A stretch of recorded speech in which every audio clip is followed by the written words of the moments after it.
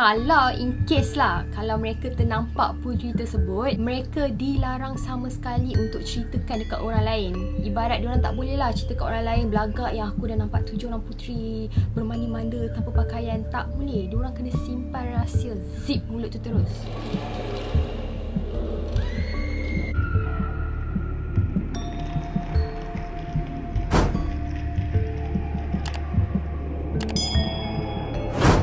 Assalamualaikum dan hai semua. Okey korang, so hari ni Fira akan ceritakan tentang misteri Telaga 7 dan apa kaitannya bersama 7 orang puteri. Jadi dikatakan cerita mitos ataupun legenda tentang Telaga 7 di Kunak ni mungkin boleh dikatakan semakin dilupakan lah oleh masyarakat di Kunak. Kecuali untuk orang-orang tua yang masih lagi duduk di sana, mungkin masih lagi ada segelintir daripada mereka yang masih ingat ataupun tahu tentang legenda cerita ni. Jadi Telaga 7 yang akan diceritakan ni terletak di 4 km daripada Pekan Kunak dan dikatakan tempat dia agak terpencil. Jadi dikatakan kisah legenda tentang Telaga 7 yang popular ni dikatakan telah pun terjadi dekat kampung berdekatan dengan Sungai Atas Kunak, di mana ia mengisahkan tentang 7 orang puteri yang jelita yang dikatakan datang daripada kayangan tau. Jadi daripada sini kita tahu bahawa puteri tersebut bukanlah manusia. Jadi dikatakan 7 orang puteri daripada kayangan ni akan turun ke sungai tersebut untuk bermandi-manda untuk mengekalkan kejelitaan mereka. Jadi sungai atas tersebut juga dikenali sebagai Sungai Pemanis Dara. Jadi dikatakan ketujuh-tujuh puteri tersebut adalah puteri kesayangan daripada Maharaja Awan Gemawan, di mana Maharaja ini dikatakan memerintah Cakrawala tau. Jadi ketujuh-tujuh puteri ini dikatakan akan turun untuk bersiram dekat sungai tersebut pada setiap kali bulan purnama. Dan menurut cerita orang-orang dulu, dekat situ kan ada 7 buah perigi kan. Jadi dikatakan 7 buah perigi tu terletak dekat atas cerun yang tinggi tau. Dan mereka percaya bahawa telaga ataupun perigi tersebut telah pun dibina ataupun digali oleh seorang gegasi ataupun raksasa yang dikenali sebagai Bota, di mana Bota ini adalah orang kepercayaan kepada Maharaja Awan Gemawan ni. Jadi dikatakan tahap besarnya Bota ni, mereka percaya bahawa ketinggian Bota ataupun gegasi tersebut adalah sama tinggi dengan Gunung Kinabalu korang. So dapat bayangkan tak betapa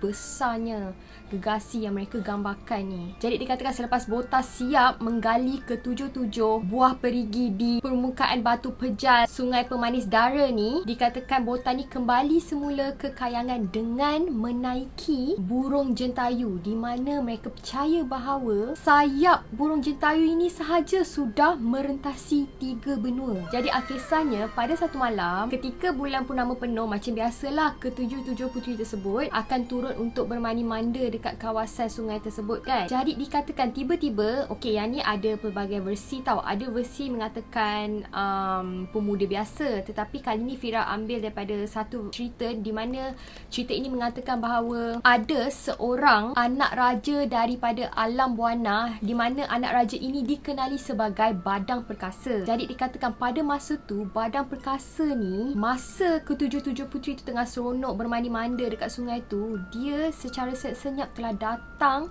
menerpa dekat tempat di mana puteri tu sidai pakaian mereka. Si Badang Perkasa ni terus datang dan ambil ataupun boleh dikatakan curi lah ketujuh-tujuh pakaian puteri tersebut, di mana dengan harapan bahawa agar puteri-puteri ni tak akan dapat lagi kembali dekat langit ke-7 tau. Hal ini disebabkan Badang Perkasa ni, dia ni dah pasang niat, di mana dia telah pasang niat untuk memiliki ketujuh-tujuh puteri tersebut. Walaupun pada hakikatnya sebenarnya Badang Perkasa ni dah ada 5 orang isteri yang sangat rupawan. So daripada sini kita tahu yang dia ni memang tamak ada 5 orang isteri pun dia nak tambah lagi 7. Jadi dikatakan sebaik saja Badang Perkasa ni menyentuh pakaian ketujuh-tujuh puteri tersebut, secara tiba-tiba pakaian puteri itu dikatakan terbakar tau. Manakala malangnya tubuh Badang Perkasa juga turut disambar api yang sangat marak. Dan selepas itu tak lama kemudian ada satu letupan yang sangat kuat telah terjadi, di mana ianya telah membuatkan ketujuh gadis tadi yang tengah happy ataupun gembira bermandi-manda ni terus rasa terkejut. Jadi selepas itulah mereka ternampak tubuh badan badang perkasa ni telah hancur, berkecai korang, dan dikatakan biji mata kucing yang telah ditelan oleh badan perkasa tadi dikatakan habis berterabur dekat sekitar tebing Sungai Pemanis Dara ni. Jadi selepas tahu kejadian tu, ketujuh puteri tersebut berasa sangat risau tau, sebab mereka rasa sangat bimbang. Kalau tak ada pakaian khas tersebut, di mana pakaian ini juga dikenali sebagai sutera angkasa, memang sangat mustahil untuk mereka kembali semula ke kayangan ketujuh, iaitu di mana tempatnya bersemayam Maharaja Awan Gemawan tau. Jadi selepas kejadian tu, ketujuh puteri tersebut terpaksa berkumpul dekat kolam kencana jingga yang besar tu, sampaikan mereka rasa kesejukan, rasa menggigil. Yelah, sebab mereka tak memakai seurat benang pun kan. Jadi pada sini mereka cuba berpelukan untuk menghangatkan tubuh masing-masing. Yelah, sebab kalau nak naik ke darat,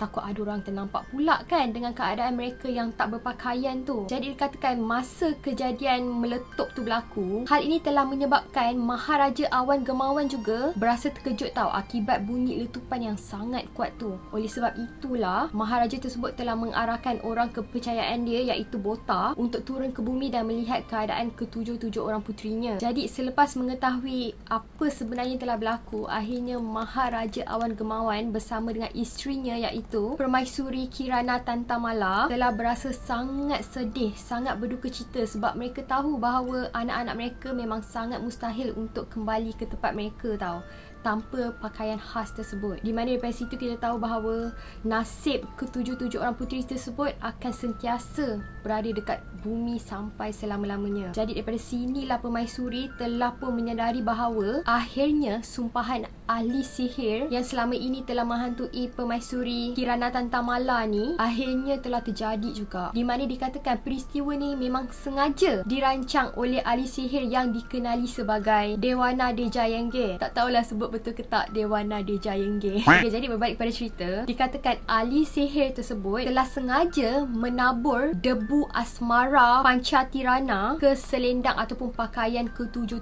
puteri tersebut, di mana dipercayai apabila selendang itu disentuh oleh mana-mana lelaki sahaja, ianya akan automatik terbakar, dan lelaki yang menyentuhnya juga akan menerima pada bersama dengan selendang sutera angkasa tersebut. Ialah macam apa yang telah terjadi kepada badan perkasa tadi. Jadi dikatakan hari telah pun berganti minggu, minggu berganti bulan, bulan menjangkau tahun, tahun berganti dekad. Akhirnya Maharaja Awan Gemawan bersama dengan isterinya telah pun mangkat, dan pada masa yang sama ketujuh orang puteri tersebut dikatakan semakin jelita. Tetapi malangnya mereka terpaksa tinggal dekat dunia. Jadi dikatakan pohon ataupun pokok buah mata kucing daripada biji yang telah ditelan oleh badan perkasa tadi yang Fira cakap telah pun tersebar dekat kawasan tersebut, telah tumbuh tau, berceracak dekat tepi tebing Sungai Pemanis Dara tu. Jadi sejak daripada itulah dikatakan kawasan Sungai Pemanis Dara tu telah pun menjadi kawasan penduduk kampung dekat situ untuk mencari rotan tau, dengan menyusuri juram Sungai Pemanis Dara tersebut. Jadi mengikut cerita orang-orang lama dahulu, kononnya ada beberapa orang tertentu yang akan bernasib baik, di mana kalau mereka bernasib baik, mereka akan ternampaklah ketujuh orang puteri tersebut sedang bermandi-manda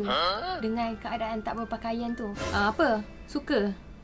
Korang jangan nak berangan sangat Jangan berangan nak nampak puteri tersebut. Tapi kononnya dikatakan kepada lelaki yang kononnya bertuah yang dapat tengok 7 orang puteri tu, kalau in case lah, kalau mereka ternampak puteri tersebut, mereka dilarang sama sekali untuk ceritakan dekat orang lain. Ibarat diorang tak boleh lah cerita kat orang lain belagak yang aku dah nampak 7 orang puteri bermandi-manda tanpa pakaian. Tak boleh. Diorang kena simpan rahsia, zip mulut tu terus. Jadi artisannya diceritakan ada beberapa insiden tau yang sangat tragik telah pun berlaku dekat seorang pemuda, di mana dikatakan pemuda ni dah bernasib baik. Dia telah ternampak lah ketujuh orang puteri tu tengah bermandi-mandi dekat sungai tersebut, dan dia pula pergi ke atas mulut, pergi cerita pula dekat adik dia. Dan dikatakan selepas dia ceritakan kepada adik dia, dikatakan tubuh badan lelaki ataupun pemuda tersebut tiba-tiba je terbakar, macam seolah-olah api yang membakar tubuh lelaki tersebut.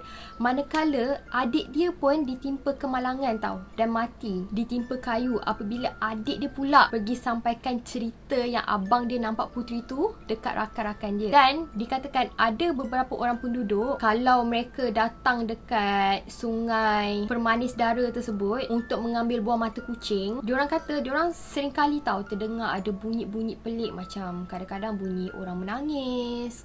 So daripada sini diorang percaya bahawa bunyi orang menangis tu macam ibarat bunyi puteri-puteri kayangan tadi yang sedang menangis lah, sebab mereka tak dapat kembali semula dekat alam kayangan. Jadi dikatakan kawasan Telaga Tujuh ni juga sangat popular kunjungi oleh sesiapa sahaja yang nak buat hajat, di mana selepas mereka buat hajat dekat situ, mereka akan membawa pulang air sungai tersebut daripada ketujuh-tujuh kolam tersebut setelah mereka bermalam selama 3 hari di tebing sungai tersebut. Dan dikatakan jika nasib mereka baik, mereka akan menemui ketujuh-tujuh puteri tersebut. Tetapi kalau nasib mereka tak berapa baik, dikatakan mereka akan diganggu oleh makhluk halus. Jadi pernah ada satu ketika tu, ada satu kes tau, di mana dikatakan ada 6 orang pemuda yang datang ke tempat tersebut, dikatakan telah pun hilang secara tiba-tiba, dan sampai sekarang kehilangan ke-6 pemuda tersebut masih lagi menjadi tanda tanya dan misteri tau. So daripada sini dikatakan ramai orang percaya bahawa kemungkinan ke-6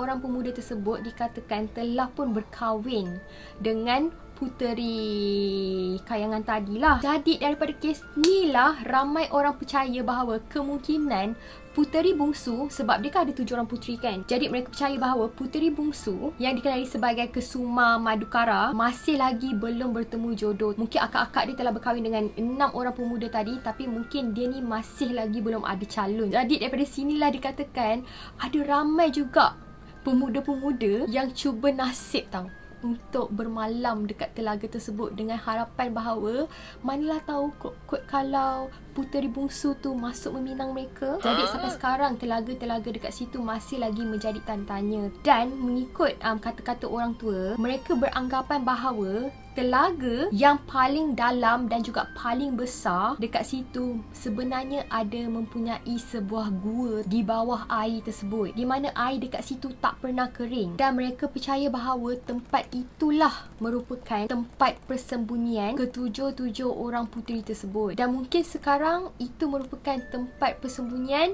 ketujuh-tujuh orang puteri bersama dengan 6 orang pemuda yang hilang tadi. Dan dikatakan sampai sekarang masih ramai orang-orang ataupun anak-anak muda ni tak berani untuk menyelam dekat telaga paling besar tu untuk menerokai apa sebenarnya ada dekat dalam bahagian gua bawah air tersebut, di mana sampai sekarang apa yang ada dekat dalam gua tersebut masih lagi menjadi tanda tanya. Jadi itulah cerita berkenaan dengan misteri Telaga Tujuh bersama dengan 7 orang puteri. So thank you so much kepada yang dah dengar cerita ni sampai habis. Kalau korang suka dengan cerita ni, jangan lupa tekan butang like. Kalau korang belum subscribe, bolehlah subscribe. So see you again next time and bye.